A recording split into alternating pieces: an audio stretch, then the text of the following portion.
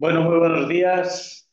Otra vez, bueno, la mayoría ya me conocéis, pero me presento. Mi nombre es Pablo de Diego y como miembro del programa de voluntariado Rivera Voluntarios que soy, vengo uniformado. Hoy no estoy en calidad de voluntario, sino también de calidad de campanero. Suena raro, un oficio que ya poca gente dice, pero efectivamente aquí en Berlanga tenemos campanero, como en otros pocos pueblos. Y hoy vamos a ver, efectivamente vamos a hablar de eso, de las campanas, de la voz de nuestros pueblos. En el marco de la quinta jornada de formación, lo vamos a dividir en dos partes principalmente. En primer lugar, la presentación que vamos a tener aquí en el centro social y después la muestra de toque manual de campana, porque para hablar de campanas es necesario escuchar. Entonces luego nos trasladaremos a la iglesia donde disfrutaremos de diversos toques muy variados para aprender a diferenciar cada uno. Bueno, dentro de la presentación la he dividido en cuatro grandes bloques. Tenemos primero una introducción, después vamos a hablar del patrimonio inmaterial, un patrimonio vivo pero olvidado y desconocido. Vamos a hablar de los campanarios, y ahí es lo que ha dicho Isidro, que muchos os vais a ver identificados, que son símbolo y herencia histórica de nuestros pueblos. Vamos a hablar, como no, de los toques manuales de campanas, que es patrimonio cultural inmaterial de la humanidad, declarado por la UNESCO. Y hablaremos también del presente y el futuro de las campanas y de los campaneros, ¿vale? En base a esos cuatro conceptos: restauración, reconstrucción, acercamiento y unión. Luego, pues un poquito de debate y luego, como digo, ya nos iremos a la iglesia. Bueno, vamos a empezar por la introducción. ¿Qué es el patrimonio inmaterial? Voy a lanzar preguntas al aire que luego iremos respondiendo, ¿vale? ¿Está protegido? ¿Está conocido? ¿Es respetado y valorado por la gente? Nosotros, como miembros del programa de voluntariado que nos dedicamos a poner en valor el patrimonio de nuestros pueblos, damos importancia a nuestro propio patrimonio material. Conocemos también la importancia de los campanarios, el simbolismo histórico que representan, para qué servían, no solo como lugar para guardar las campanas, sino también como hogar incluso de los campaneros. ¿Cuál es su oficio, el de los campaneros? ¿En qué consiste su trabajo? ¿Y cómo está amoldado su trabajo al siglo XXI? ¿Cuántos toques de campanas hay? Sabemos diferenciar repique o volteo y podemos apreciar las mínimas pero reconocidas diferencias entre los toques. Bueno, estas son preguntas, como digo, vamos a ir desglosando ahora una por una. Y aquí tenéis unas imágenes, unos primeros planos de los campanarios y las campanas de Berlangas. Desde izquierda a derecha la iglesia parroquial de San Andrés, sus dos campanas antes de la restauración volteándose, el campanillo de la ermita y luego un primer plano del campanario. Vamos a empezar por el patrimonio inmaterial. El patrimonio inmaterial, y pongo ahí textualmente la definición de la UNESCO, incluye prácticas y expresiones vivas, heredadas de nuestros antepasados y transmitidas a nuestros descendientes, como tradiciones orales, artes escénicas, usos sociales, rituales, actos festivos, conocimientos y prácticas relativos a la naturaleza, el universo, etcétera, ¿no? Esto fue sacado de una convención que tuvo lugar en el año 2002, en lo que la UNESCO decidió y acordó proteger el patrimonio material en base a una serie de prácticas y en el año 2003, perdón. Y bueno, lo definió en esos cuatro grandes conceptos, ¿no? Es tradicional, contemporáneo y vivente a un mismo tiempo, ¿vale? Son tradiciones heredadas del pasado que junto con los usos actuales, urbanos y locales, crean comunidad y son integradores, porque esas expresiones son similares a las de otros.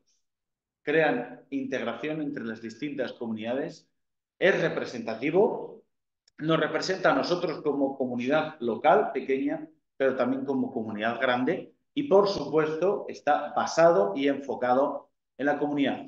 Solo puede serlo si es reconocido, y esto es importante, por todas aquellas personas que lo crean, lo sienten, lo mantienen y lo transmiten. Si nosotros los campaneros, pongo el ejemplo, pero ya sabéis que el patrimonio inmaterial abarca muchísimas otras cosas, si los campaneros no conocemos la importancia de nuestro trabajo, no reconocemos la importancia que tiene, no lo vamos a poder transmitir ni mantener vivamente como se hacía antaño.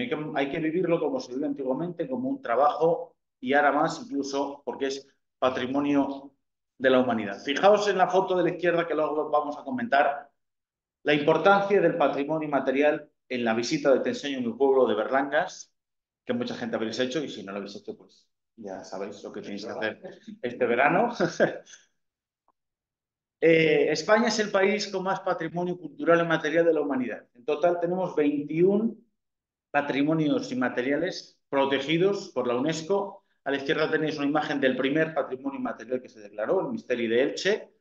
Es una representación del día de la Asunción, el 15 de agosto. Se representa la muerte de la Virgen y la Asunción al cielo. Y lo representan, como veis, con niños cantores que bajan desde una polea, desde el alto de la cúpula, bajan cantando. Los niños recogen a la Virgen y la suben. O sea, es una representación única porque se sigue haciendo con poleas como se hacía desde hace 900 años. Por eso la UNESCO lo declaró Patrimonio de la Humanidad. Bueno, ahí tenéis todos los que se han ido declarando, los patios de Córdoba, la dieta mediterránea, el Tribunal de las Aguas de Valencia, el Tribunal de la Huerta de Murcia, las fallas de Valencia, los repiques de tambores, etcétera, las,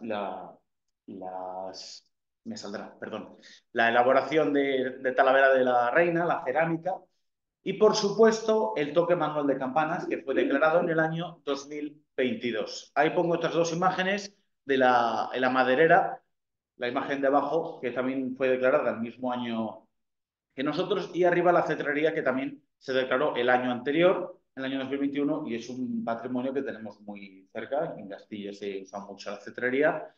Y luego, como antes comentaba, ha sido también la transhumancia, que ya se había declarado antes, pero que en el año 2023 se amplió. Entonces, como vemos, tenemos mucha lista. Si queréis entrar en la página web de la UNESCO, no lo vamos a leer todas porque se nos alarga, pero si queréis entrar en la página web de la UNESCO, lo podéis ver.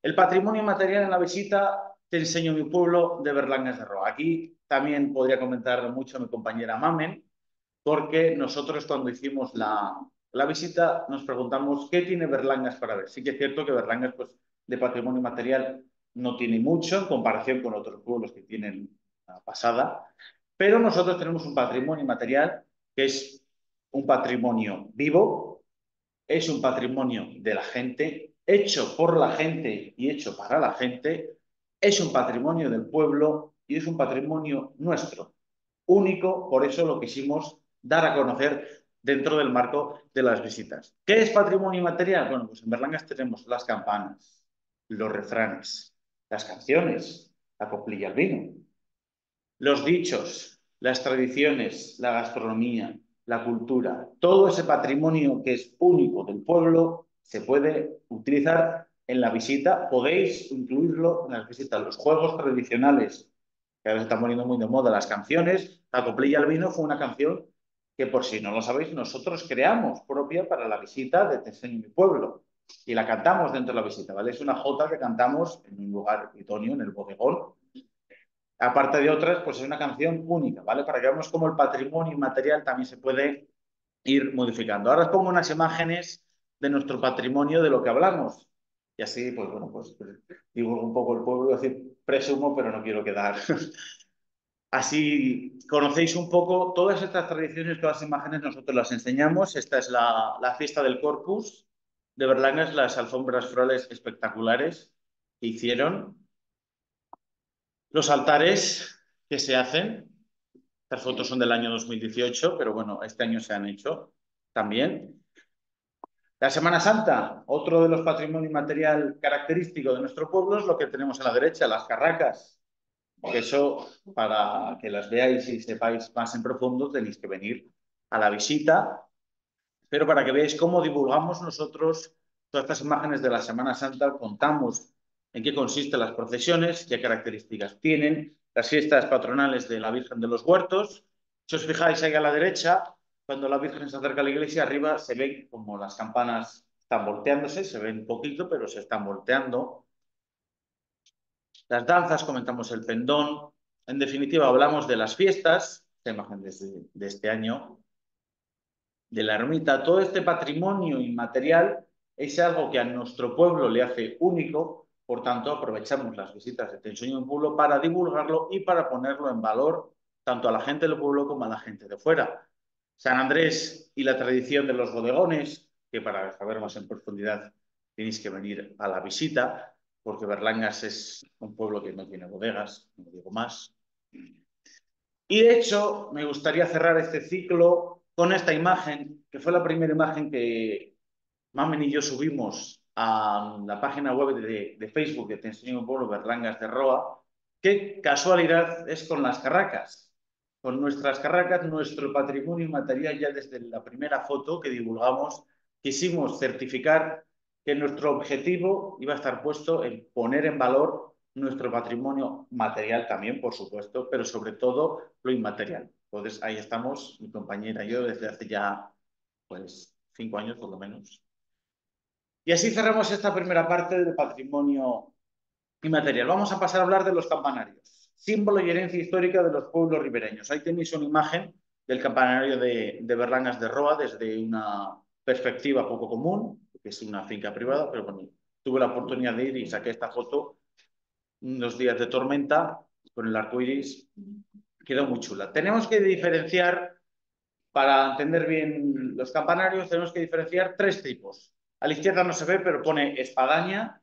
Vemos que la foto, la imagen del medio, es una pared recta, solo. Luego lo vamos a ver mejor. Pues ya lo podemos ver. Gracias, Isidro. La imagen de la derecha es una torre campanario como tal, de la iglesia de Santa María de Arándalo, es una torre cuadrada, y una mezcla entre una torre espadaña, como es el caso de la iglesia de Berlangas, que es una torre rectangular. ¿Vale? Es una torre rectangular, no es una torre cuadrada, sino es una torre rectangular. No os preocupéis que vamos a ir comentando imágenes.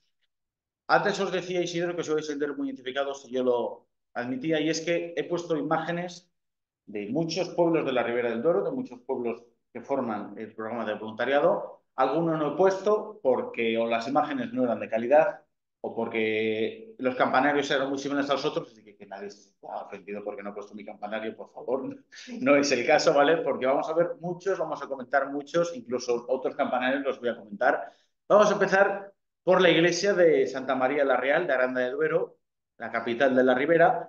Vemos el campanario en primer plano, es una torre clara, cuadrada, perfecta, es un ejemplo claro de torre, pero la iglesia de Aranda tiene una característica y es que el campanario no forma parte de la fachada principal. Es decir, el campanario no tiene una importancia clara.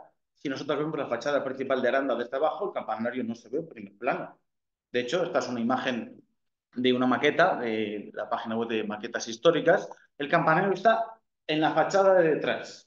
Es decir, en la iglesia de Santa María la Real, por X razones, el campanario no forma parte, digamos, crucial de la imagen predominante. Y hay una foto característica que luego veremos y que luego aprovecharé para comentar, que el campanario de Aranda tiene una curiosidad una curiosidad que ha perdido con el paso del tiempo.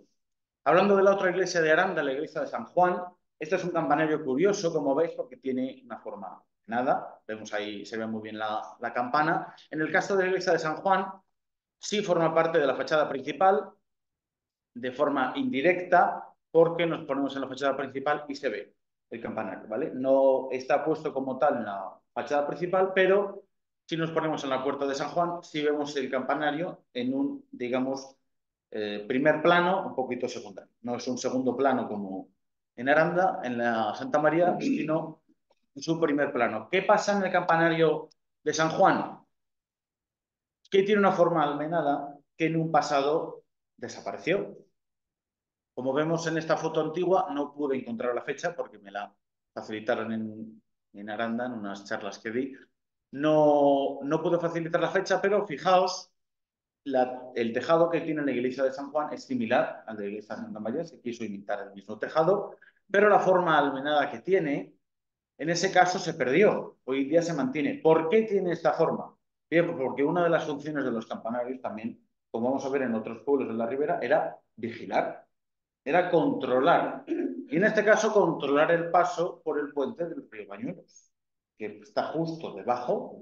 Se controlaba el paso, ya no solo del puente, sino si acaso venía tropas o algo que pudiera amenazar la ciudad o incluso que pudiera ser de interés, pues se podía ver si venía por a lo largo de la ribera del río Bañuelo, se podía ver. Entonces, servía para vigilar. Muchos campanarios de la comarca tienen esa utilidad o lo tuvieron en el pasado. Esta imagen sí que es de los años 20, me parece 20-30.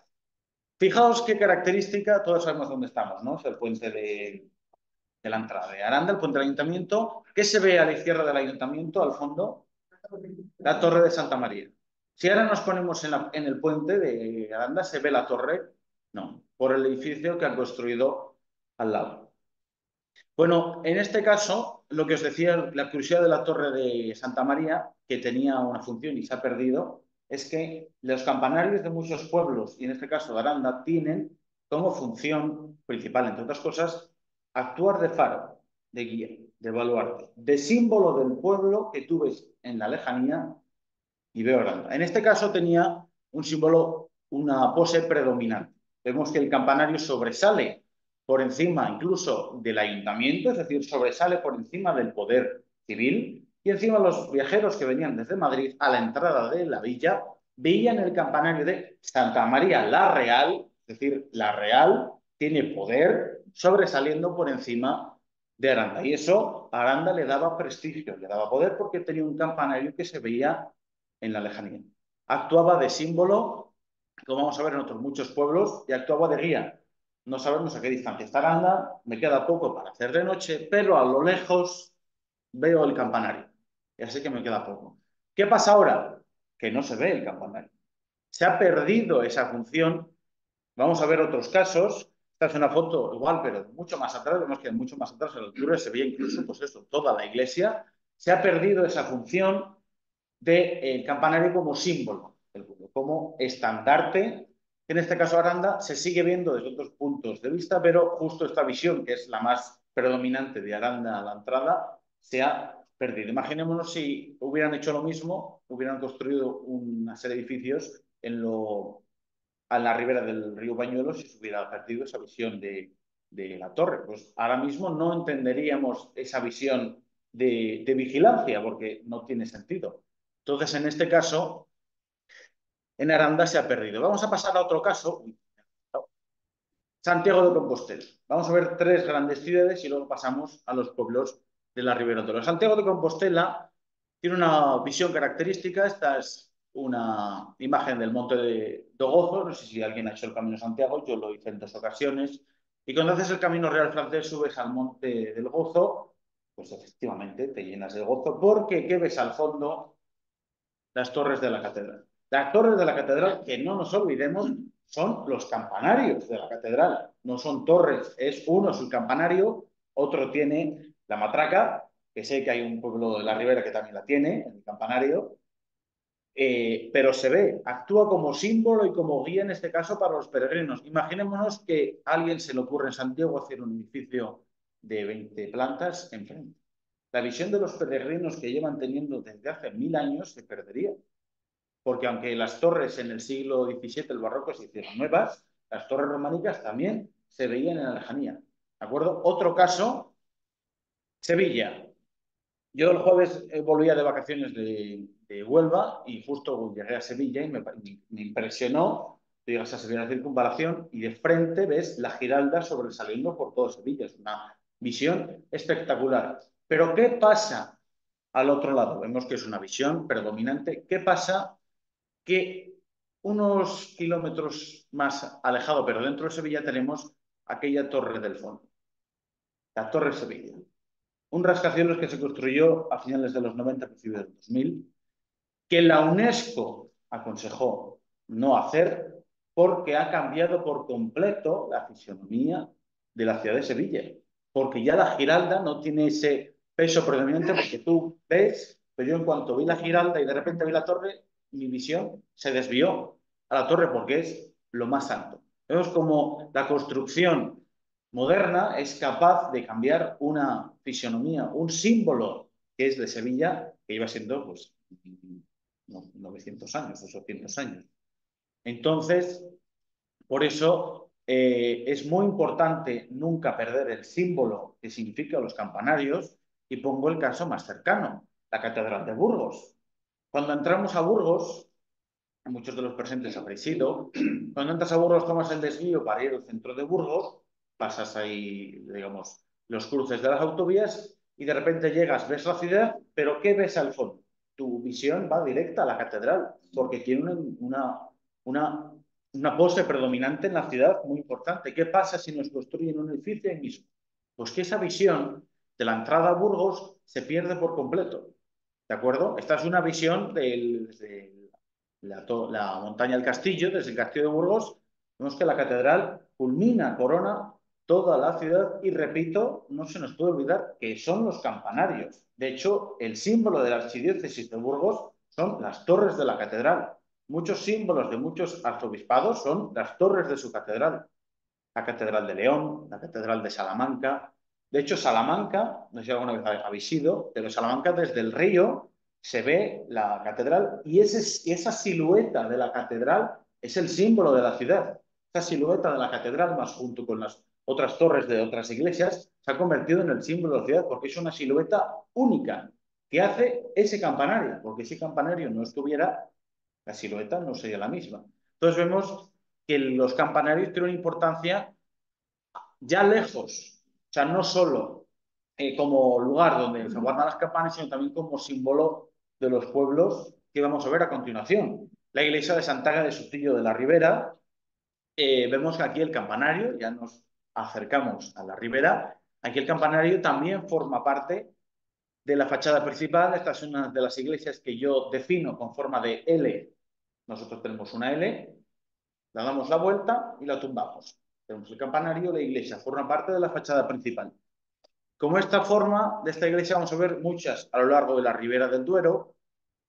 Y por ejemplo, el caso de Sotillo, la iglesia también culmina todo el pueblo, pero en el caso de Sotillo, como en otros muchos pueblos, compite con otro símbolo que es el Cerro de las Bodegas. El Cerro de las Bodegas que sobresale y que en muchos pueblos está culminado con la propia iglesia, pues en el caso de Sotillo no. Pero como vemos, la torre campanario sí que sobresale por todos los pueblos y tiene una visión característica.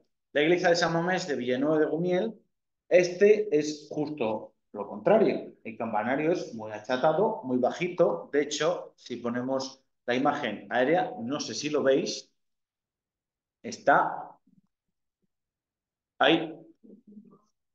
Apenas se ve en la foto aérea.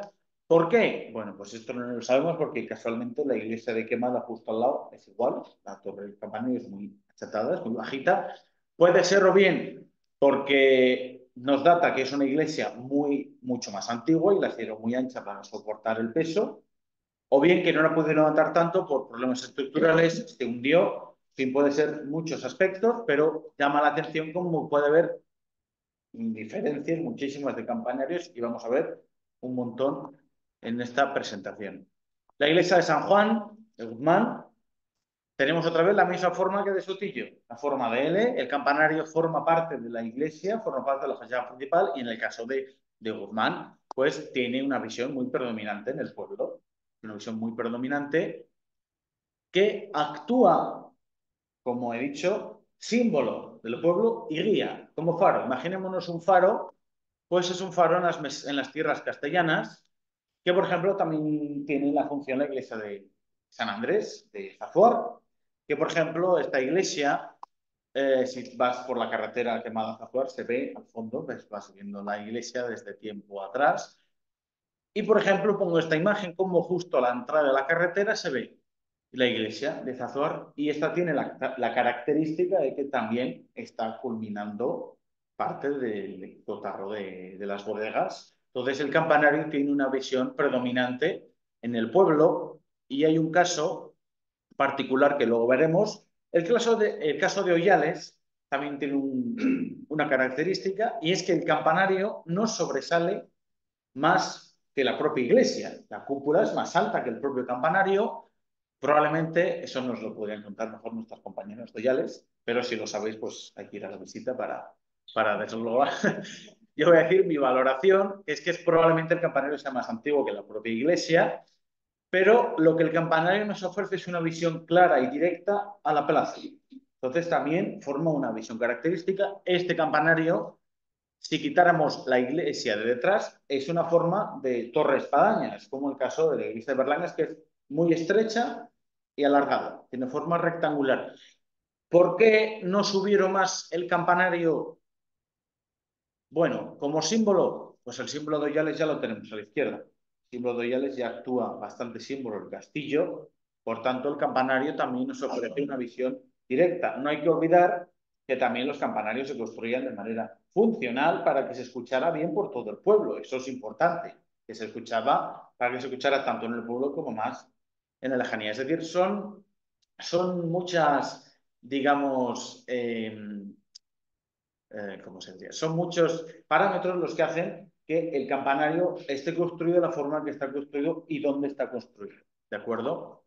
El carácter funcional, el carácter de faro, el carácter simbólico.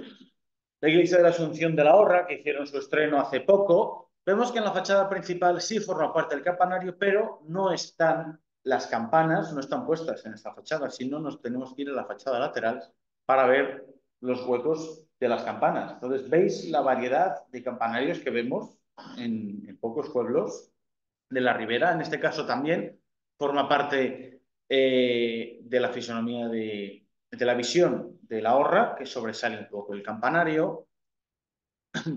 Y a esta iglesia quería llegar, la iglesia de San Mamés de Villaescusa de Roa, que tiene una característica, y es que nuestro compañero Gerardo nos lo contaría bien, y es que esta iglesia, textualmente, a nosotros nos lo contó en la visita, actúa como faro entre las tierras del Cerrato y la Ribera. Es decir, vosotros vas caminando por el Cerrato, una tienda llana, un páramo, y a lo lejos, nunca has ido a Villaescusa, no lo ves, y a lo lejos ves la torre y calculas. ¿De acuerdo? Encima esta es una iglesia, al igual que la iglesia de Zazuar, que se ve bien en la carretera, se ve bien en la lejanía desde muchos puntos porque el campanario se hizo alto a posta. También para vigilar quién venía por el Cerrato y quién entraba en la ribera, porque era importante vigilar antaño todos esos aspectos. La iglesia de Arauzo de Miel, de Santa Eulalia, también el campanario forma parte de la fachada principal y en este caso sí tiene una visión predominante del pueblo. No tengo una imagen que sea de todo el pueblo, pero está construido en alto, pero llama la atención que desde la plaza también tiene una visión predominante en la plaza. ¿De acuerdo? Esto es un elemento que se repite en muchos pueblos, no solo de la comarca, sino de Castilla, que los poderes están puestos a niveles. Se ha puesto, por ejemplo, el poder civil, el poder de unos condes y por encima siempre el poder eclesiástico. Y eso está construido a posta en distintos niveles, el ayuntamiento, el palacio de los condes de X o Y, y encima culminando la iglesia. El poder eclesiástico siempre estaba por encima y esto las iglesias lo demuestran porque muchos pueblos están construidas en alto a postas. Es el caso de la iglesia de la Asunción de Arauzo de Salce, que también está construido en alto, en lo alto del pueblo y tiene una visión predominante también en toda la villa. En el caso de la iglesia de Asunción de Campillo de Aranda, ya tardaba, pero tenemos un ejemplo claro de espadaña. Aunque veáis este, este pequeño cobijo, este pequeño habitáculo construido aquí, la iglesia de Campillo es un campanario en forma de espadaña que aquí se ve claro. Es una pared recta donde se ponen las campanas y si detrás se suele hacer un cobijo para guardar al campanero que sube a tocar, pero es una pared en forma de espadaña. ¿De acuerdo? Así ya hemos visto los tres ejemplos, la torre cuadrada, la torre rectangular de Oyales y de Berlangas y la espadaña que vamos a ver luego en otros pueblos. La iglesia de San Lorenzo de Fontenebro es una mezcla. ¿Ves? Nunca podemos meter las cosas en cajones inmezclables, porque siempre se puede mezclar y siempre se pueden fusionar. El caso de Fuentenebro, vemos aquí, a simple vista parece una torre rectangular, pero si volvemos para atrás, la parte de atrás está abierta. Entonces sigue siendo una espadaña. Sigue siendo una espadaña, lo que pasa es que han hecho esas paredes para cobijar al campanero. En este caso, a pesar que el campanario es bajito, sí que tiene un poco de visión predominante. También se nos ha olvidado comentar un matiz muy importante y es el dinero. que muchas veces pueden empezar a construir campanarios y tienen que acabarles porque no queda dinero. Y tienen que dejarles más bajos de lo normal porque se acaba el dinero de la iglesia y luego pues no lo amplían, lo dejan tal cual está. Y como este ejemplo hay varios y hasta en catedrales. La iglesia de San Juan de Pardilla, volvemos a tener una espadaña aquí claro, de hecho no tiene cobijo para el campanero, veis que se ve perfectamente. La otra pared es una simple pared donde se ponen las campanas. En este caso también está culminando las bodegas y justo la otra visión, una visión clara, predominante. De hecho, si vamos en autovía a Madrid, se ve la iglesia de Pardilla culminando el pueblo. Es una visión muy, muy bonita y la verdad que impresiona. Gumiel de Mercado tiene dos iglesias, la iglesia de Santa María, otra vez la forma de L. No sé si os habéis dado cuenta que en todas las iglesias de espadaña no puedes tener la forma de L, porque claro, la iglesia está construida en la propia pared lateral. Entonces, sí que hay algún caso, el caso, por ejemplo, de Fuente el Césped, que la espadaña está puesta mirando a la fachada principal, pero es una espadaña más elaborada, más construida con un habitáculo más grande. Todas estas iglesias que tienen una espadaña pequeña, la espadaña simplemente suele ser la culminación de la pared lateral y, por tanto no forma parte de la fachada principal como si forma esta iglesia de Gumiel de Mercado o la otra iglesia de San Pedro de Gumiel del Mercado. En este caso vemos como las dos iglesias están a cada lado, culminan el pueblo, pero en el centro volvemos a tener el Cotarro, el Cerro de las Bodegas, también actúa como símbolo del pueblo. ¿Veis como en muchos casos la iglesia siempre culmina el pueblo? En el caso de la iglesia de la Asunción de Brazacorta, la iglesia de la Asunción en este caso está debajo del pueblo, pero si vemos esta foto en la lejanía, también el campanario, aunque puede que no sobresalga por encima del pueblo, pero tiene una visión predominante, tiene una visión en donde el campanario se podría ver y escuchar en la lejanía, en este caso construido de ladrillo. Nuestra compañera Domi nos podría indicar si a lo mejor se destruyó, se construyó otros motivos, pero como vemos que los motivos de construcción de los campanarios varían, depende de los pueblos. La iglesia de Adrada de Aza también, en este caso, forma parte también, no forma parte de la fachada principal, porque es una torre cuadrada, está más puesto en el lateral y sí que culmina todo el pueblo porque está construido en lo alto del pueblo de Adrada, justo en la propia Plaza Mayor. Os preguntaréis, ¿todos los campanarios, todas las iglesias están en las plazas mayores? No. Hay muchos pueblos donde no está, otros en los que sí, culminando y sirviendo también de símbolo de la propia plaza. En otros pueblos no es el caso. Luego en Berlangas veremos qué importancia pueden tener los campanarios en las plazas mayores.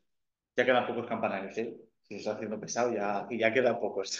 La iglesia de San Pedro de Fuentelisendo, eh, como vemos, el esquema que más se repite es la torre cuadrada. Se repiten prácticamente casi todos los pueblos. En el caso de Fuentelisendo también culmina ahí el pueblo en la iglesia. Entonces, si vienes por la Nacional, ves a la lejanía culminando la iglesia de San Pedro de Fuentelisendo. La iglesia de Baños de Valdearados tiene una característica Baños, y es que el campanario, como vemos, al igual que el de Villanueva y el de Bajacorta, no es muy alto, predomina en el pueblo, pero en el caso de Baños tenemos otro elemento que predomina y es la ermita del Sagrado Corazón, si no me equivoco, de, que, del Santo Cristo. Pero vemos como el campanario sí que tiene una imagen predominante en el pueblo, sí que forma parte de la fisonomía de la villa. Y el caso de la iglesia de San Miguel Arcángel de Aza, que luego comentaremos porque tiene una característica, es una espadaña, no es una espadaña en forma de punta, muchas espadañas suelen acabar en forma de punta, en este caso no, una espadaña que acaba chatada, pero la iglesia de Aza, si habéis venido por todo el Valle del Riaza, tiene una visión espectacular, predominante, lo alto del pueblo. Recuerdo que es esta imagen, es una imagen pequeña. Esta imagen, si nos trasladamos desde abajo, es una imagen espectacular, que también tiene una importancia de vigilancia. Tenemos la Torre de Aza al otro lado, controlando todo el Valle del Rieza, y a este lado, para la gente que venía andando de todo el Rieza, tenemos el campanario que nos servía también de vigilancia. La iglesia de San Pedro en Valdeande, una postal preciosa, encima nevada. En este caso volvemos a tener como la fachada en algunas iglesias forma parte de la fachada principal, en otras en un plano un poco secundario. Este es un plano totalmente secundario porque está en la fachada contraria a la principal, pero que predomina por encima de la iglesia y por encima del pueblo. Este sería, al igual que el caso de Santa María, pero vemos como la torre, una torre, por cierto, muy antigua, eh, predomina en todo el pueblo y culmina las casas de la villa porque, al igual que otras muchas, está construida en alto. La iglesia de San Pedro de Moradillo de Roa también tiene la misma característica que otras tantas, porque está construida encima de las bodegas. Pero la iglesia de Moradillo tiene una característica que vamos a ver ahora a continuación en otro pueblo, y es que tiene un carácter de vigilancia claro. Si os fijáis, se ven los huecos antiguos de las almenas. Si quitáramos el tejado, se verían los huecos claros de las almenas. ¿Por qué? Porque la iglesia de Moradillo, si te subes al campanario, ves directamente el torreón de Aza. Directamente. Entonces, fueron una serie de torres construidas aprovechando la vigilancia de toda esa comarca. Y en este caso, pues, en el Cotarro de las Bodegas de Moradillo ofrece una visión espectacular para cómo la torre, al construirlo en lo alto del cerro, sirve de símbolo del pueblo, de vigilancia y otra vez de faro. La iglesia de Torre Galindo también es una espadaña, pero este caso es un caso curioso, porque es una espadaña, pero es una espadaña bastante completa. Es decir, casi podríamos decir que es un campanario rectangular, lo que pasa es que rematado. Torre, porque es una espadaña, pero cerrada, completo, ¿no? Entonces, bueno, si viéramos esta visión de la izquierda, la fachada de la izquierda es espadaña, pero por este otro lado también está cerrada. Entonces veis que cada campanario se construye con unas características, aunque todos siguen unos parámetros iguales, cada campanario se construye, bueno, pues de las formas que a los constructores les pareció o con las que pudieron hacer. Por ejemplo, la iglesia de San Martín de Zuzones, vemos que el campanario es pequeñito. El campanario es pequeñito porque remata arriba, pero tiene una visión clara del pueblo porque está construido culminando todo el pueblo. Entonces, aparte de actuar como símbolo, nos actúa, como digo, como eco. Desde ahí las campanas suenan perfectamente y las pueden escuchar tanto en el pueblo como en la lejanía. Entonces vemos que aunque el campanario sea pequeño, culmina perfectamente el pueblo. La iglesia de Tórtoles tiene las mismas características que la de Moradillo. Vemos las almenas porque la iglesia de Tórtoles de Esgueva nos servía para vigilar el paso del río Esgueva. Todos los ríos antiguamente eran lugar de camino, lugar de peregrinaje, entonces había que controlar, más en tiempos de guerras y batallas, más en estos pueblos que tenían una importancia geográfica clara, pues había que aprovechar las torres y los campanarios para el uso de las campanas y para vigilar. Ya rematando la iglesia de Santiago Apóstol, de Castrillo de la Vega, otra vez una espadaña. Aquí vemos como si es la espadaña clara, con este habitáculo construido. Os podréis preguntar, vale, este campanario tiene una espadaña, pero también tiene un habitáculo detrás. Podría ser igual que la de Torre Galindo y puede ser una torre espadaña como la de Oyeles o de Berlangas. Y os voy a decir no. ¿Por qué? Por este piquito que sobresale arriba, este piquito que sobresale hace que sea una espadaña primero y el otro construido a posteriori. En el caso de Torre Galindo es todo un bloque. Es decir, está construida una pared entero, las otras tres paredes hasta arriba. Por tanto, es una espadaña más elaborada. En este caso, la espadaña es clara, como vemos aquí, con las dos campanas y arriba culminando por ser un pequeño campanillo. Y finalmente la iglesia de San Martín de Rubiales, que por supuesto pues tiene una postura clara, una posición clara culminando todo el pueblo. Y como vemos, tiene la misma forma estructural que la de Sotillo, la de Guzmán, estos tantos pueblos de la Ribera, culminando en esa forma de L que os he explicado. En el caso de San Martín tuve el privilegio, porque como antes comentó Isidro, por el taller que voy a dar en julio, de subir a ver las campanas, y os pongo unas imágenes. De la izquierda la campana grande o la gorda, que llaman, los dos campanillos, que vemos a la derecha, y la campana pequeña y la campana del reloj. ¿De acuerdo? Como vemos, hay muchas formas, muchos campanarios. En el caso de San Martín, pues no se pueden voltear por el deterioro, que luego comentaremos. Pero bueno, eso pasa en muchos pueblos de la Ribera. Y finalmente la iglesia de San Andrés de Berlanga de Roa, donde sí vemos el ejemplo claro de ese campanario en forma rectangular, que tienen también nuestros convecinos de Ollades y que, por ejemplo, también tienen la iglesia de la Cueva, es el campanario es calcado. Este es prácticamente calcado. En este caso, las dos campanas se encuentran aquí y en las paredes de frente se encuentran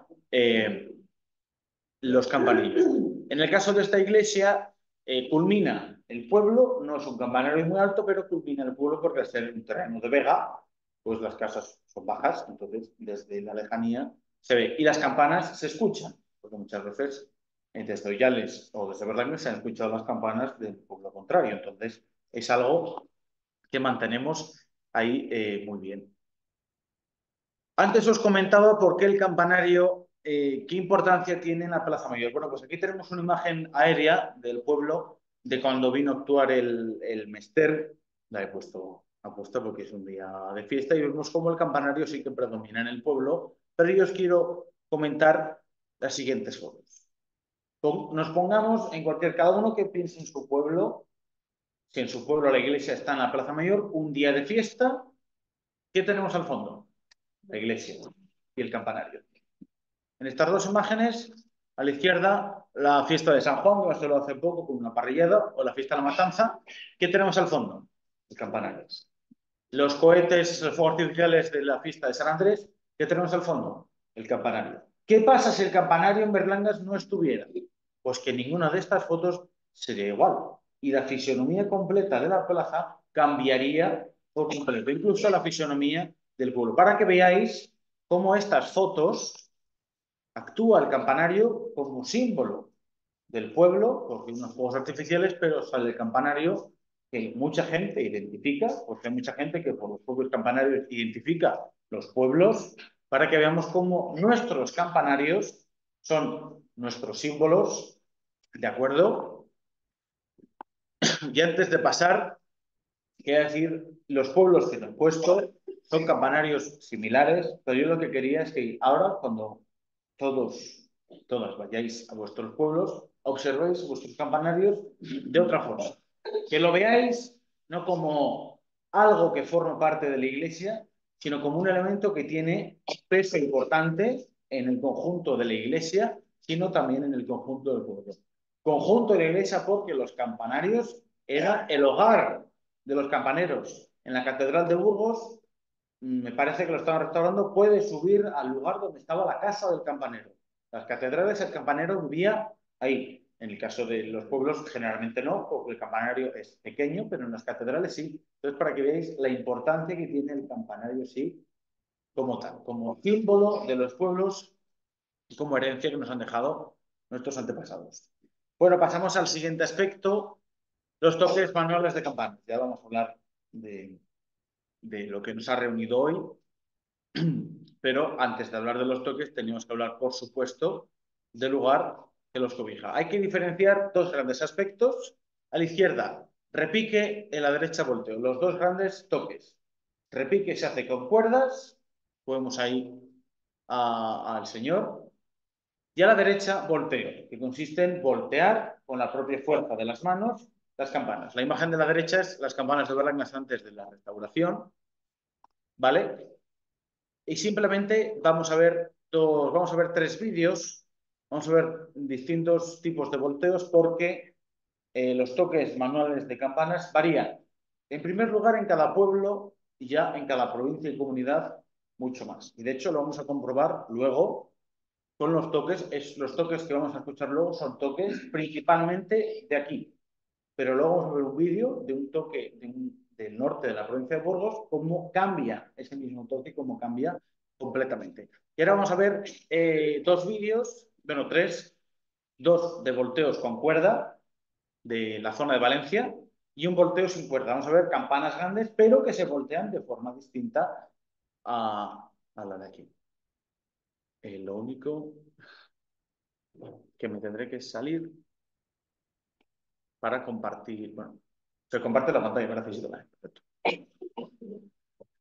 Bueno, los toques varían, como digo, depende de cada zona. En este caso es de la Catedral de Valencia. En Valencia hay tienen mucho peso los campaners, como allí se llaman, tienen, bueno, vamos a quitar el sonido, tienen mucho peso, mucha importancia, ¿de acuerdo? Y de hecho están muy asociados, están muy unidos.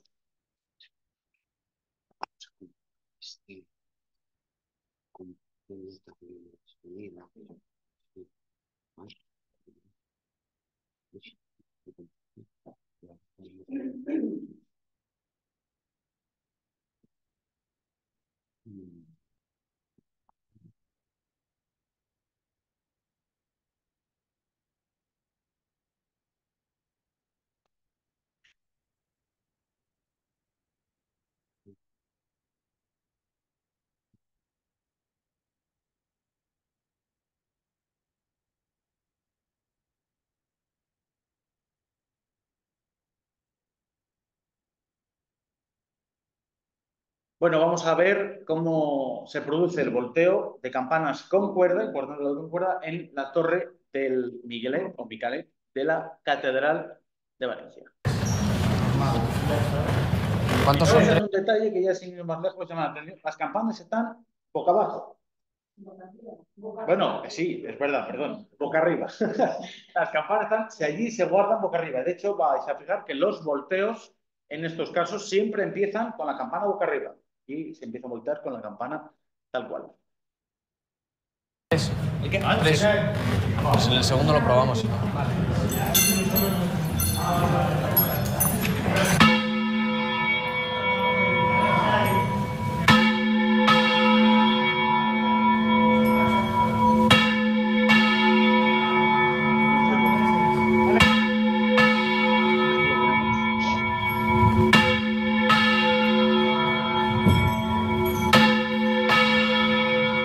Fijaos cómo tiran de la cuerda.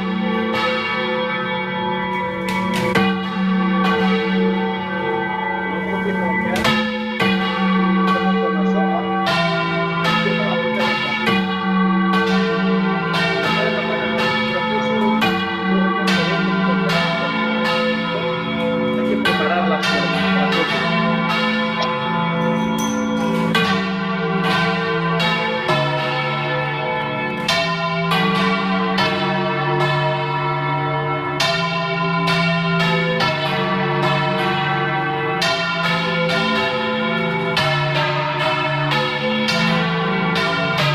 de la derecha, cómo se va tirando con la cuerda.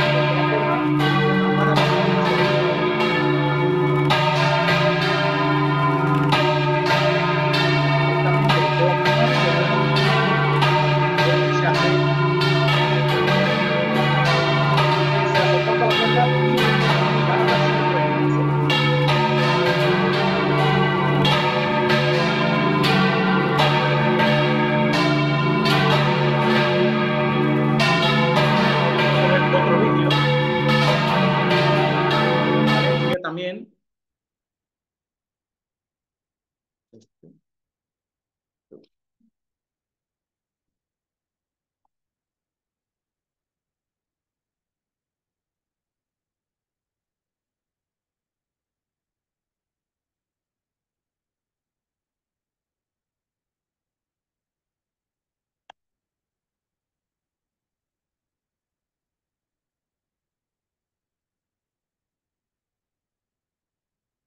En este caso, vamos a ver cómo Un clic del collar golpean las Seresto campanas. protege a tu perro de pulgas y garrapatas y reduce el riesgo de leishmaniosis hasta 8 meses. Con...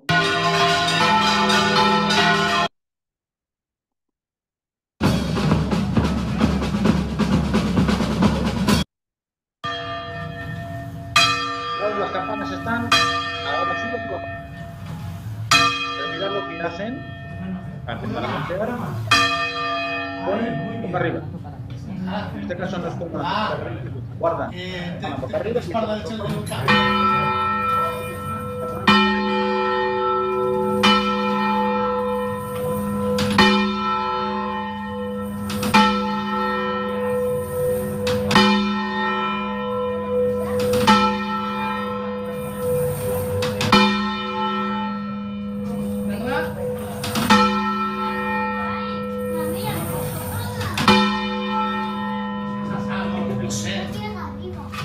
la grande.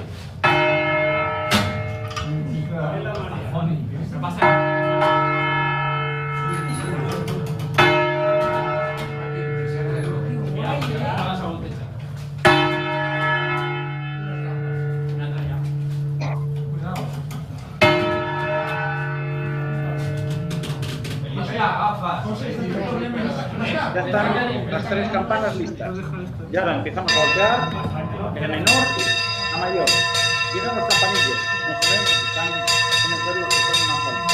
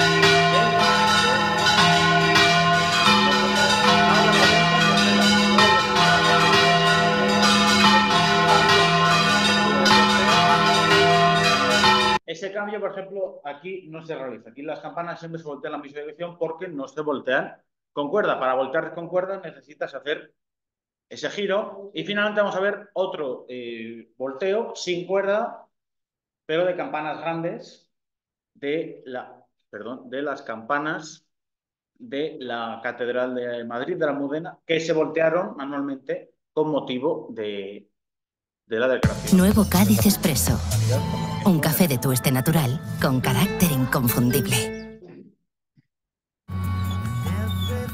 Bueno, Cuando descubres O2 y entras en su mundo, la parte de madera, empiezas a disfrutar las ventajas de no tener permanencia y conectarte a la mayor red de fibra y tecnología 5G Plus. Siente la tranquilidad de haber elegido bien. O2. Respira. Yo voy a levantar primero esta. Vale, en este vídeo no la levantamos. No la levantéis. Primero viene con la María, luego voy con vosotros y luego voy con vosotros. ¿Vale? ¿Tú crees que no? No.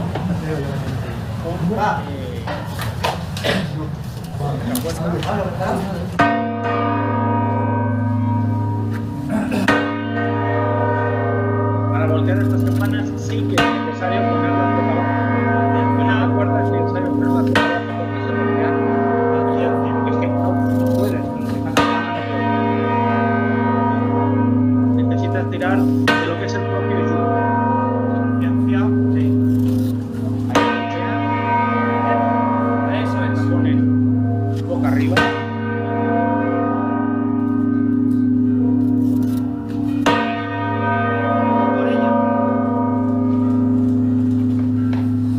Un poco más en equilibrio, un poco más.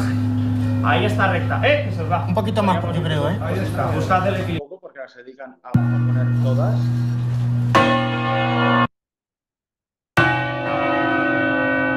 Vamos. A ver cómo preparan la última. Fijaos, puedo ir solo con ellas. Son tres grandes Sí. campanas, Un poco más, ponedla para atrás, para atrás, para atrás. Vale, cogedla. Puedes cogerla del extremo, se va. Empujadla, no. Empujadla un poco más de fuera. Un poco más. Como vosotras la veáis. Ahí está bien, creo que está bien. Vale. Pues. Habréis alucinado, claro. Vale, pues. Empecéis vosotras. Hay que empujar. Traedla un poco hacia aquí. Vale, a ver. Ya, que pesa mucho. Luis, dale ya. Venga, 1, 2, 3. Ya, dale. Espera, yo os digo. Fuerte, ¿eh? Pero miran de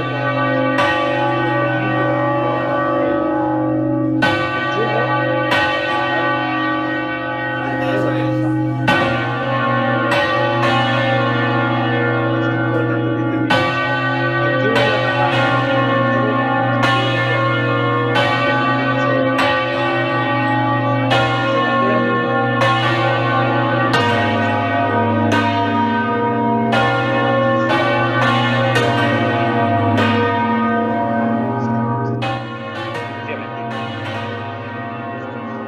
Y aparte pierde el poder de agarre. Pero bueno, yo soy muchas veces con campanas antiguas han bloqueado. No. Pero una campana antigua se ha bloqueado, tiene la probabilidad de caerse la campana porque la madera, a pesar de la fuerza del bloqueo. Hay importante señalar que con estas campanas, siempre que se golpea hay que tener cuidado. Es un elemento que pesa mucho, que se fuerza, que tiene un miedo. Yo lo comparo con el tipo de financiero cuando uno está viendo que con el corto. Esto es una campana asociada a esto, que hay que mantenerla con cuidado. De hecho, aquí en este caso la voltean desde abajo, el personaje no se voltea desde abajo, tan rápido puede pillar la campana.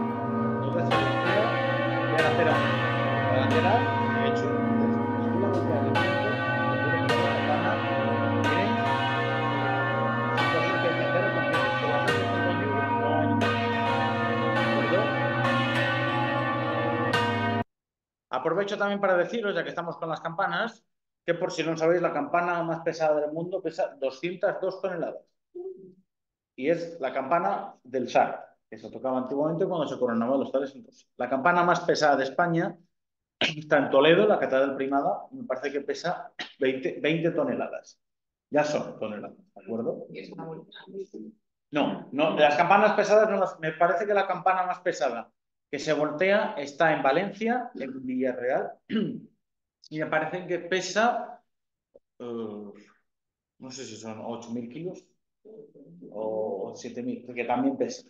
Las campanas más pesadas realmente no se voltean porque tenéis que hacer un yugo enorme para compensarlo. Vamos a ver también cómo el patrimonio cultural inmaterial de las campanas abarca muchísimo, pero yo os quería comentar un poco la historia de las campanas. Las campanas provienen desde el románico, bueno, desde los primeros albores de la cristiandad, siempre se han utilizado las campanas. De hecho, por si no sabéis, el sonido de las campanas es purificador.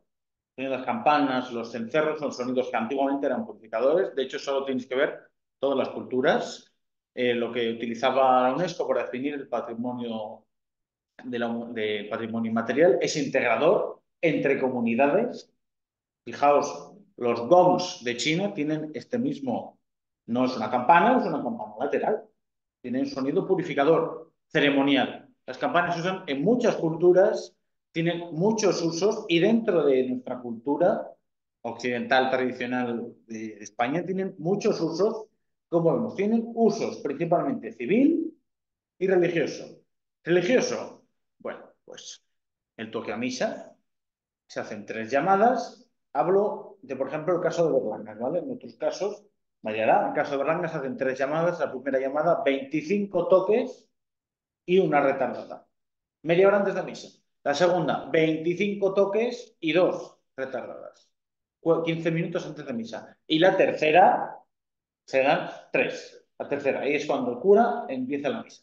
Hay un toque curioso que en Berlanga, no sé si en otros pueblos se mantiene. Yo tengo constancia de que en varios no, digo de la provincia de Burgos, pero aquí en Berlanga sí, que es el toque de la consagración o el toque del alzar a Dios. En muchos pueblos veo que así se mantendrá. Es un momento donde se hace la consagración, que dentro de la misa es el momento más importante, pues cuando se levanta la hostia, dentro se tocan las equilillas, se da una campanada. ¿Por qué? Para la gente que no ha podido ir a misa por el trabajo, ¿verdad? En ese momento antiguamente se paraba, porque se estaba haciendo la consagración. Aquí sí. Sí. Aquí sí se mantiene. Se mantiene más eso. Cuando no suena, los monaguillos tocaban las esquilillas dentro y desde una, cuando se alzaba el cáliz, otra, y cuando se acabó la consagración se daban 3.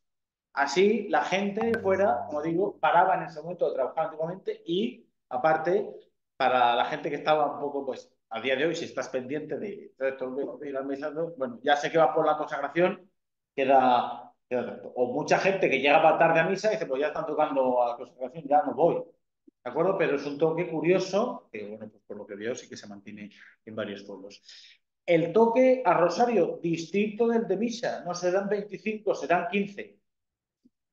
Y no se dan media hora antes, se dan 15 minutos antes.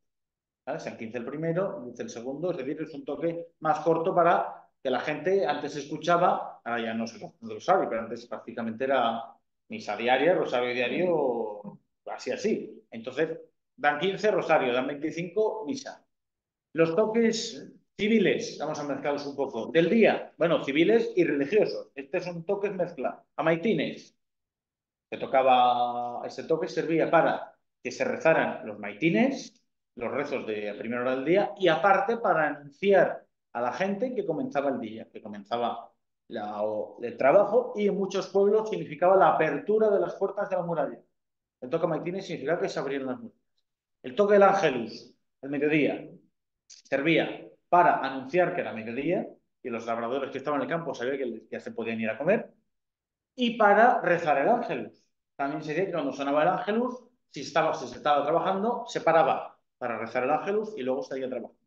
El ángelus nos indicaba mitad de día. Y el toque de ánimas se hacía por la noche, servía para que la gente rezara a las ánimas del purgatorio, para que rezara a las ánimas y a los difuntos, y aparte significaba el fin de la jornada y en los pueblos de muralla el cierre de las puertas. Y aparte, después del toque de ánimas, no se podían tocar las campanas, salvo excepciones muy señaladas. Como es el caso del toque a perdido. El toque a perdido, que luego lo escucharemos, se hacía cuando un vecino o alguien iba a pasear, antiguamente iba al campo o de rebaño, e invierno caía la niebla, iba a caer la noche y no había vuelto. Se tocaba perdido. Que justo se acababa de tocar ánimas y no había vuelto, se esperaba un poco, se iba a casa del campanero, se le decía, y el campanero en ese caso, estos casos de, digamos, de emergencia, sí tocaba. Pero entonces era, digamos, poder del campanero, potestad, decir si se tocaba o no, porque ya estaba fuera del horario de vísperas, ¿no? Por ejemplo, cuando fallece una persona, cuando se toca clamor, no se puede tocar por la noche, no se puede tocar. Cuando anochece no se toca. Entonces, cuando se toca vísperas, si fallece, se toca al día siguiente. Antiguamente se tocaba después de maitines. En Berlangas, me imagino que muchos pueblos serán así, serán 3 clamores si es hombre, 2 clamores si es mujer y un clamor si es forastero o forastera. ¿Qué es un clamor? Es un ritmo increciendo, acelerando, por así decirlo, un repique de tan, la campana grande y les ponen la campana pequeña. Tin, todo eso, tan, tin, tan, tin, tan, tin, tan, tin, tan, tin, tan, todo eso es un clamor. ¿Vale? Sabéis, como curiosidad, si fallece el alcalde se dan 4 clamores. Pues si no sabéis, lo digo. Si fallece el obispo. Ya, no. Esperemos que nunca haya que tocarlo, pero sí. Si fallece el obispo, son 5. Si fallece el papa, son 7. Me parece que si fallece el rey, son 6. Pero bueno. Si fallece el alcalde, son 4. Y el papa, 7 clamores. ¿Vale? Pues sí. Esperamos que pues, el alcalde no tenga que tocar. Otros toques civiles. El toque a concejo, que luego lo escucharemos, cuando se reunía el concejo. ¿Vale? Importancia. Si se tocaban 3 toques a concejo, era obligatorio asistir. Si no, multa. Por parte de la presidencia del consejo. Multa. Si se daban 2 toques a concejo, bueno, era medio importante. Si se daba 1, si no ibas, no pasa nada. En el tercer toque, en caso de emergencia, no poder ir, tenías que presentar un documento firmado de que dabas tu voto a tu vecino o vecina, tal. Si no, multa. Y era grande la multa. El toque a vereda. El toque a vereda era a vereda. Veredas. El toque a vereda cuando se iban o a arreglar los caminos o a limpiar el monte, a hacer labores. A vereda. O regaderas, efectivamente. También existía el toque de sacar los bueyes a pastar. Hay un momento determinado día que se utilizaba para sacar los bueyes o el ganado a pastar. El toque a centenublo, que luego lo escucharemos también, para ahuyentar las tormentas. ¿Vale? Toque a centenublo. Ayer toqué, efectivamente. Ayer toqué porque amenazaba mucho y dije, pues va a caer piedra. Sí, no cayó. El día que mandé el vídeo amenazaba una tormenta grandísima. Toqué y no cayó piedra. Cayó piedra en la horra. Yo lo siento. Pero aquí no cayó. Pero bueno. El toque a centenublo, luego lo tocaré, luego lo explicaré. Pero el toque a centenublo dice el dicho de tente nublo, tente tú, que tiene más poder Dios que tú. Bueno, no os lo desvelo, que te la gracia. Sí. Por supuesto, otros toques religiosos, el toque de la extrema unción. Antiguamente se hacía el toque de la extrema unción cuando un vecino estaba a punto de fallecer y salía el cura a hacer la extrema unción, se tocaba. Es parecido al de perdido, pero es con otra campana. El toque aviático, también cuando el sacerdote salía a dar la comunión a un enfermo del pueblo, también se tocaba conociendo que el cura salía. Tal vez el poder religioso se representaba por las campanas, es decir, la autoridad religiosa está por pueblo. Hay que respetarle, ¿de acuerdo? El toque de bautizo, que aquí en Berlangas, por ejemplo, solo se toca el campanillo, se dan las 3 llamadas, con las 2 llamadas a misa se dan con el campanillo. Para que veáis las sutiles diferencias. Cuando hay bautizos, toca primera comunión. Se toca con el campanillo, ¿vale? Se toca la primera con el campanillo, pero la segunda ya con la campana grande, ¿vale? La primera con el campanillo, pero la llamada, es decir, el toque retardado, se da con la campana grande. Entonces ahí ya vemos esos pequeños diferencias, nos indican si es una cosa o es otra. Y el toque a boda era volteo del campanillo. Se volteaba el campanillo, ¿vale? Durante mucho rato se volteaba el campanillo. Y luego se hacía la llamada, las 25 llamadas con la campana. El toque de arrebato o fuego servía para alertar a la gente de que algo pasa mal, de que se aprender. Este toque podía usarse en otras emergencias. El toque arrebato significa que te arrebata el corazón. Por ejemplo, este toque se podía utilizar pues, en caso de bombardeo, en caso de guerra, en caso de ataque, se usaba antiguamente este toque. Es un toque que alerta, que pone a la gente en vilo. Entonces tú sales de tu casa, ves humo, pues ¿qué es? Pero si pone alerta, pues la gente va a la iglesia, atacan, fuego, etc. ¿De acuerdo? Creo que no nos falta ninguno. ¿Toque ético? Bueno, el toque, efectivamente, el toque de vísperas, toque a víspera de fiesta, que luego también escucharemos, un toque de vísperas. El toque de vísperas, bueno, en definitiva, tanto el toque de vísperas como el repique de fiesta, luego lo escucharemos, todos los toques pueden sufrir variación, depende del momento, la hora, el lugar, etc. ¿De acuerdo? Por ejemplo, el toque de vísperas. El toque de vísperas se puede hacer o a volteo o a repique. Pero el toque de vísperas es que se tocan las campanas y el campanillo. Empieza con el campanillo, empieza repicando con el campanillo y luego se sigue repicando con las campanas. ¿Que se quieren voltear? Se voltea. ¿Que no? Se repican. Sí, ¿vale? Pero es un repique de las tres. El volteo de campanas. Volteo sin más de campanas. Es un volteo símbolo de fiesta y es un volteo que se puede hacer cuando el campanero lo quiera conveniente. Bueno, por ejemplo, las fiestas de los quintos se voltean las campanas. Las fiestas de la Virgen de los Huertos se voltean las campanas. Que toca la lotería, se voltean las campanas. Que España gana la Eurocopa, se pueden voltear las campanas. Es un volteo que nos indica fiesta, no nos indica nada más. ¿Por qué? Porque si es un volteo que va seguido de 25 campanadas, nos indica que es a misa mayor. ¿Vale? Si se voltea y se toca, nos indica que es a misa mayor. Las misas de las fiestas de San Andrés o de la Virgen. Y luego un toque, que es uno que tenemos aquí muy especial, que no os desvelo, os voy a enseñar luego. Vamos a ver la última parte, para no alargarnos mucho. Presente y futuro de los campaneros. Restauración, reconstrucción, acercamiento y unión. Restauración, el caso de Berlangas, de mi pueblo, como las campanas estaban deterioradas y se restauraron. Ahora aquí tenéis primeros planos de las campanas. Está la campana mayor dedicada a San Andrés del año 1846. Esta es la campana pequeña dedicada a la Virgen de los Huertos. Vemos cómo estaba, veis cómo estaba el yugo. Estos yugos, cuando se volteaba la campana, lo que os he comentado antes, la campana se movía. Porque la madera no estaba, y de hecho la campana grande costaba mucho voltearla porque no estaba bien compensada. No estaba bien compensada, entonces costaba mucho voltearla. Aquí tenemos un primer plano de las inscripciones, la pequeña dedicada a Nuestra Señora de los Huertos, el campanillo a la izquierda y la campana del reloj a la derecha, que es la imagen que utilizamos para la portada de la jornada de formación. ¿Veis? Que pone se fundió esta campana a costa del municipio de Berlanga, en el año 1884. El campanillo está dedicado a la Virgen María y el del reloj está dedicado al Sagrado Corazón de Jesús. El reloj desapareció y ahora ese campanillo lo tenemos puesto también como campana, que la vamos a incluir en los toques. Aquí veis como unas imágenes de cómo se las llevaron. Fue hace justo un año, fue impresionante pues porque pudimos tocar las campanas, las tenemos al lado.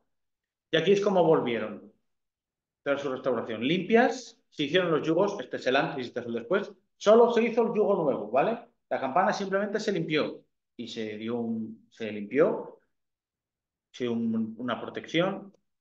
Ahí vemos cómo las trajeron. Reconstrucción, el caso de Asa, ¿veis? Ahí la campana, estas dos campanas estaban rotas.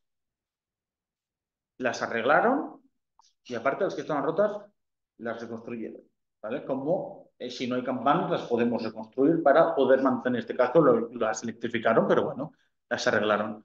Y ahora yo os pregunto, reconstrucción, ¿es posible reconstruir un toque si no lo sabemos cómo era? Luego, si queréis guardar la reflexión y luego me la hacéis. ¿Es posible o es incluso posible crear un toque nuevo? Si, por ejemplo, no sabemos cómo era el toque del Ángelus, pero lo queremos tocar, ¿es posible reconstruirlo con otros lados? Bueno, aquí pongo un ejemplo de si es posible crear un toque. El lunes 8 de julio se conmemora el 213 aniversario de la caída del meteorito Berlanguillas, que sabéis que cayó aquí en Berlangas. Pues, ¿cómo homenajeamos ese momento tan importante? Pues con un toque de campanas. Un toque además único, que ojo, estreno. O sea, hemos creado, estamos matándolo, que hemos creado un toque único, nuevo, para que veáis cómo el folclore, yo soy partidario de que el folclore, lo antiguo se puede mantener, pero el folclore siempre puede ser vivo, siempre puede crearse folclore. A la vista está la coplilla al vino, la jota de la visita de Berlangas, es una jota que la gente del pueblo la está cogiendo como suya propia. De hecho, hay gente que le dice, vamos a hacer la jota popular, vamos a que todo el mundo la aprenda, la cantamos. Entonces, se puede crear folclore nuevo. Acercamiento. Acercamiento, pues muestras de toques manuales como vamos a escuchar ahora, o por ejemplo como el que tuvo lugar en Berlangas en las fiestas de la Virgen de los Huertos, que es una actividad impresionante, por si queréis llevarle a vuestros pueblos en el verano cultural o en las fiestas, de la mano de la Asociación de Campaneros de la provincia de Burgos, que luego vamos a ver de ella. Vinieron en Berlangas con esas dos campanas y nos hicieron una muestra. Incluso, si se puede, tocan tanto las campanas de arriba como las de abajo. La verdad que impresionante. Fue una actividad que a la gente del pueblo le encantó porque es algo que pues, nunca has visto. Y ves la variedad de tipos de toques que hay. Acercamiento, pues este cartel, por ejemplo, lo sacamos en las fiestas de San Andrés porque como estrenábamos las campanas después de su restauración, se quiso que la gente del pueblo viera la cantidad de toques que se hacen en 3 días. 3 días de fiesta, San Andrés, se hacen 3 toques distintos. El toque de vísperas, el viernes por la tarde, a misa de fiesta, que ojo, no es lo mismo repique a misa de fiesta que toque a misa mayor. El título es distinto. Entonces, este acercamiento hace que la gente tenga las campanas no como en alto, sino como cerca para poder disfrutar. Y por supuesto, unión. Las grandes asociaciones de campaneros, en este caso la Asociación de Campaneros de Burgos, la cual estoy en proceso de incluirme, crea unión entre los campaneros, se crean charlas, se crean convenciones, y eso sirve para este mundo unirse, porque lo que se comenta antes, si el patrimonio que nosotros divulgamos no lo sentimos y no nos unimos en ello, no se mantiene ni se transmite. Entonces, bueno, ahora para finalizar, si queréis hacer alguna pregunta, alguna reflexión, podéis hacer. De mi parte, bueno, pues muchas gracias por vuestra atención, espero que os haya gustado la charla. Entonces, si queréis alguna...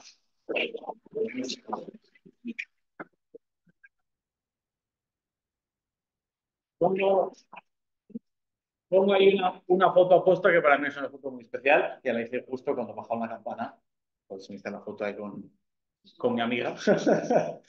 Así que bueno, si tenéis alguna pregunta, alguna curiosidad. El toque de comunión, de primera comunión, si la primera comunión queda siempre dentro de la misa, entonces, cuando se toca una cosa a otra, se toca para anunciar que en esa misa hay comunión.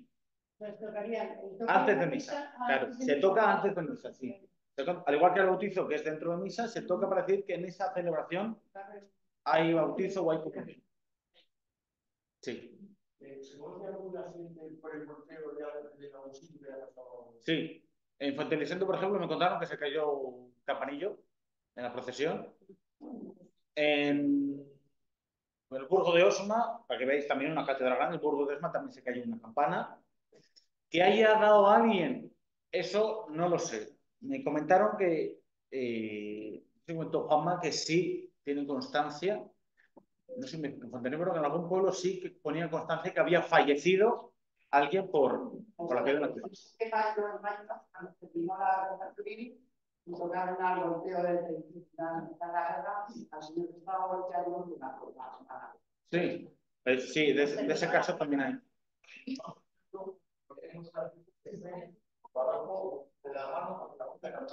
Cayó, sí. No solo porque la mano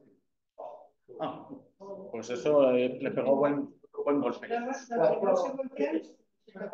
Efectivamente, donde no se voltean, se agarra el balazo y dice tan, tan, tan, tan, pero el sonido no. Pero ahora en muchos sitios es eléctrico. Yo, esto, por ejemplo, me llama la atención y ya una reflexión mía personal, lo digo, hay muchos pueblos que no tocan las campanas en las fiestas. No tocan. Y es que lo peor es, aun siendo eléctricas, no las voltean.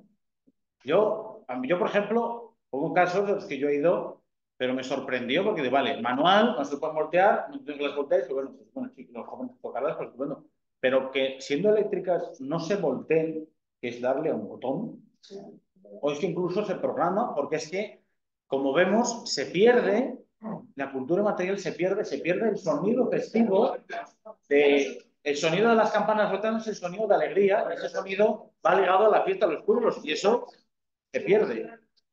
Yo, por ejemplo, no concibo unas fiestas del pueblo sin el sonido de las campanas rotanas. Es que entonces es como que el pueblo está callado. ¿Cuántas ha costado restaurar? Mucho. Cerca de los 10.000. 10.000. 10.000 porque la campana no se tocó, solo el yugo y los badajos. Si hay que refundir las campanas, cuesta mucho. En Tafán está la campana, está bajada. Claro. Suena fatal. Entonces, la idea mía, o de la parroquia, es quitarla, ponerla abajo en la iglesia, en una especie de museo, que la gente vea la campana como era de 1830 y tanto, por ahí, y comprar una nueva para la torre. Y vale 25.000 euros. Ya, es que fundir una campana cuesta mucho dinero. Los de campana, los de Saldaña. Sí, los de Saldaña, sí. Ahí nosotros sí. Sí. Es que refundir las campanas cuesta mucho dinero. Aquí en Segola, porque hay un porcentaje que tiene de plata y suelen muchas han eliminado sí. Y en torno al 1% y luego esa campaña cambia por la resonancia. Efectivamente. Totalmente. Cambia por completo aquí la gente de verdad que dice que las campanas no son igual. No es que no son igual. No se ha entendido muy bien la pregunta por el murmullo. Para que quede. Digo que cuando comentaba que cuando se refundan las campanas llevan un tanto por ciento de plata, un 1% algo. Muchas veces cuando se refunden quitan ese tanto por ciento, entonces ya no suenan igual. La sonoridad es distinta porque cada campana tiene una sonoridad dada. Y si se modifica la campana, ya sea por una raja o por una refundición, cambia. Entonces, hay muchos pueblos donde las han refundido y ya no suenan igual. Porque la sonoridad es distinta. Aquí sí suenan igual, lo que pasa es que suenan menos porque los badajos antes eran de hierro fundido y ahora no son de hierro. Suenan menos, pero la sonoridad es tal cual. Tal cual. ¿Qué me preguntabas tú, Agustín? Sí, es que sí, por eso aquí cuando se llevaron a restaurar solo se dijo que el yugo, la campana, no la tocara nada para que no se perdiera el sonido. ¿En todas las campanas pone la fecha y el santo? Generalmente sí. Si no lo ponen santos que están dedicadas, pues puede ser que no estén dedicadas, pero todas las campanas suelen llevar por la parte que da afuera una cruz, siempre una cruz. Y en la parte de dentro, o una custodia, o un ángel, o el símbolo de campanero, o algo. En este caso, aquí en Berlanga lleva la imagen de la Inmaculada, en la de la Virgen. La de San Andrés no lleva nada. Pero por la parte que da afuera, siempre una cruz.